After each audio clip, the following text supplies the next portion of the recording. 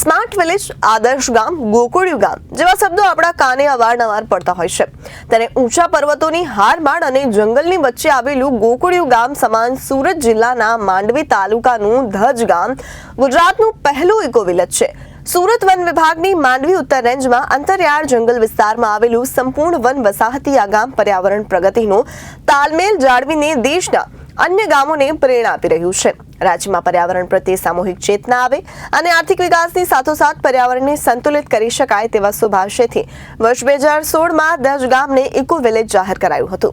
ત્યારે આવનાર સમયમાં સુરતના ઓલપાડ તાલુકાના નગોઈ ગામને ઇકો વિલેજ તરીકે ડેવલપ કરાશે, એમ નાયબ વન સંરક્ષક आनंद कुमार जणावे छे. सूरत वन विभाग और 2016 का अंदर सूरत जिला मांडवी तालुका एक दज करके एक मतलब हमारा सेटलमेंट विलेज है. इसके अंदर 2016 से इको विलेज कॉन्सेप्ट GEC द्वारा गुजरात इकोलॉजिकल कमीशन द्वारा मतलब इनका वो आयोजन करके एग्जीक्यूट किया गया. इसके अंदर अलग अलग मतलब इनका कामगिरी पर्टिकुलरली पर्यावरण मतलब बचाने के लिए मतलब इनका biogas, rain water harvesting, solar light, ऐसा मतलब इनका अदर मतलब एक्टिविटीज़ भी मतलब इनका आयोजन किया 2016 से. और इसके बाद GEC मतलब हमारा मतलब इनका वन विभाग के साथ मर्ज होने के बाद अभी मतलब इनका एक आने वाले वर्ष के लिए भी हम मतलब इनका इको विलेज का माननीय मंत्री श्री मुकेश पटेल सर ने मतलब इनका एक नगोई विलेज के लिए भी मतलब इनका वो आयोजन करके मतलब इनका वो प्लान भी अभी हम एग्जीक्यूट करने वाले हैं. मारू नाम रविंद्रसिंह प्रवीणसिंह वाघेला. હું રેન્જ ફોરેસ્ટ ઓફિસર તરીકે સુરત વન વિભાગમાં આવેલી માંડવી ઉત્તર રેન્જમાં મારી ફરજ નિભાવું છું. માંડવી ઉત્તર રેન્જનો કુલ કાર્ય વિસ્તાર 10,000 હેક્ટર છે, જેમાં ટોટલ 27 ગામડા આવેલા છે. જેમાં 27 ગામમાંથી અંતરિયાળ ગામ કહીએ તો એક ધજ ગામ આવેલું છે. ધજ ગામ અંદાજિત આશરે 2016-17માં વન વિભાગ અને ઇકોલોજીકલ કમિશનર દ્વારા 2016-17માં એના ઇકો વિલેજ તરીકે જાહેર કરવામાં આવેલું હતું, જે તમામ લોકો પશુપાલન, ખેતી અને જંગલ પર આધારિત છે. ઇકો વિલેજ ધજ ગામમાં સુવિધાની વાત કરીએ તો ઘરે ઘરે સોલાર લાઇટ ઉપલબ્ધ છે.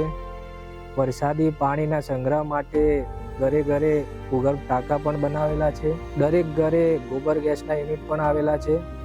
પ્લસ ગામમાં સ્મશાન ગૃહ પણ બનાવવામાં આવેલ છે અને મહિલાઓ માટે એક દૂધ ડેરી પણ બનાવવામાં આવેલ છે. તેમજ મોબાઈલની કનેક્ટિવિટી માટે BSNLનું ટાવર અને ઘન કચરા માટે ઓર્ગેનિક ઘન કચરા યુનિટ પણ બનાવેલ છે.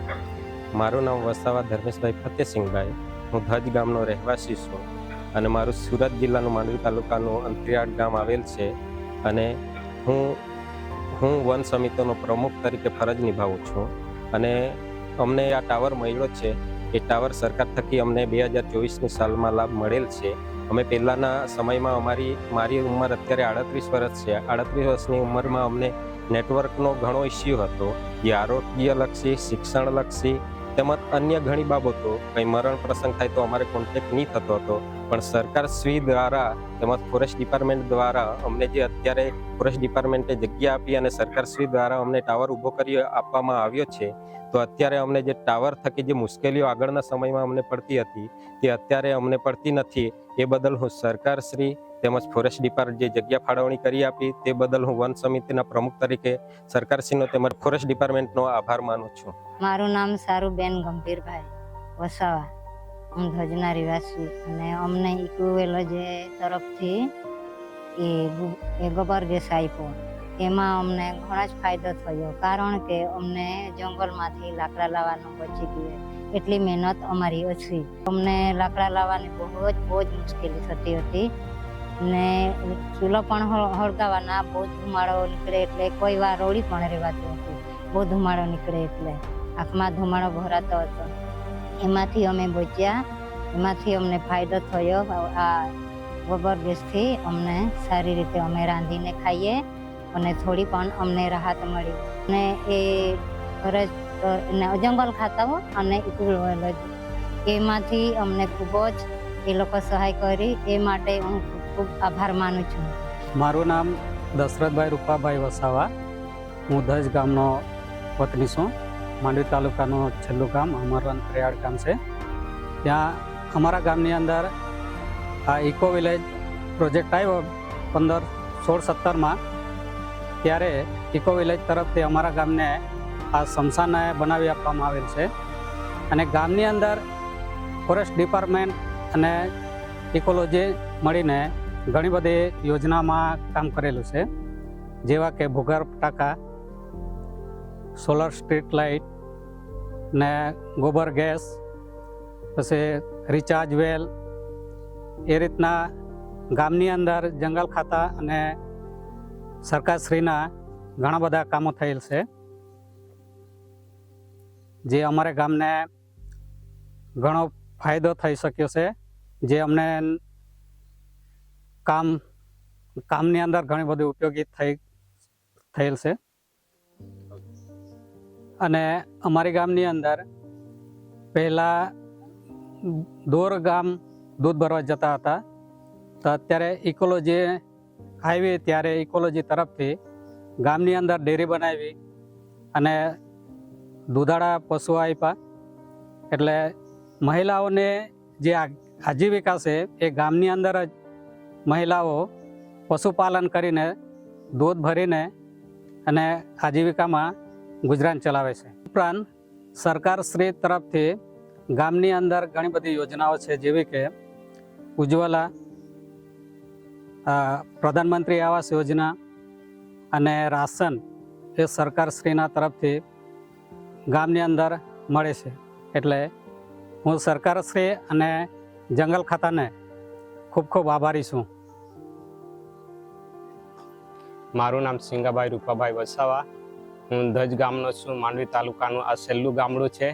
હું ફોરેસ્ટ ડિપાર્ટમેન્ટમાં કાયમી રોજમદાર તરીકે ફરજ બજાવું છું. અને અમે પહેલાં કાચા ઘરમાં રહેતા હતા. ત્યારે વરસાદ થાય ત્યારે ઉપરથી પાણી ટપકે ને નાના નાના છોકરા, એટલે અમે ગમે તેમ છોકરાને આમ તેમ કરવાનું મુશ્કેલી પડતી હતી. અમે પ્રધાનમંત્રી આવાસ યોજનાની સ્કીમ ખબર પડી એટલે અમે પ્રધાનમંત્રી યોજના માટે ફોર્મ ભર્યું. તે સરકારશ્રીએ ફોર્મ મંજૂર કર્યું ને અમને 1,20,000ની ગ્રાન્ટ મળી. તેમાં અમે પહેલો હપ્તો મને 30,000નો નાખી આપ્યો. એમાં અમે મટીરિયલ નાખ્યું થોડું થોડું. પછી બીજી વાર અમને 60,000નો હપ્તો મળ્યો. એટલે અમે તેમાંથી વધારે ઉમેરો કરી નાખ્યું ને આ રીતે અમે એમાં થોડી અમારી બચત હતી, એ બચત નાખીને અમે આ ઘર બનાવ્યું છે. અત્યારે અમે સુખ શાંતિથી આ મકાનમાં રહીએ છીએ. અમને અત્યારે કોઈ અગવડ પડતી નથી. આ સાથે મને ઉજ્જવલા ગેસનો લાભ મળેલ છે. સાથે સાથે રેશન કાર્ડમાં દર મહિને અમને અનાજ મળે છે. આ સાથે અમને સરકારશ્રીએ આયુષ્યમાન કાર્ડ આપ્યો છે. અમારી આરોગ્યને વિચાર કરી તો અમે જે ગમે ત્યારે અમારા પર માંદગી આવી પડે તો આ આયુષ્યમાન કાર્ડનો અમે ઉપયોગ કરીએ છીએ. એ બદલ હું સરકારશ્રીનો તેમજ ફોરેસ્ટ ડિપાર્ટમેન્ટનો હું ઋણી છું. ખૂબ ખૂબ આભાર. મારું નામ ઉષાબેન જયસિંહભાઈ વસાવા, ગામ ધજ મહિલા મંત્રી તરીકે કામ કરું છું. દૂધ મંડળીમાં મંત્રી તરીકે કામ કરું છું. અને અમારી મંડળીમાં પહેલાં શરૂઆતમાં 2 સભાસદો દૂધ ભરતા હતા. એના પછી 55 સભાસદો થયા. 55 સભાસદમાંથી અત્યારે હાલમાં 15 સભાસદ દૂધ ભરે છે.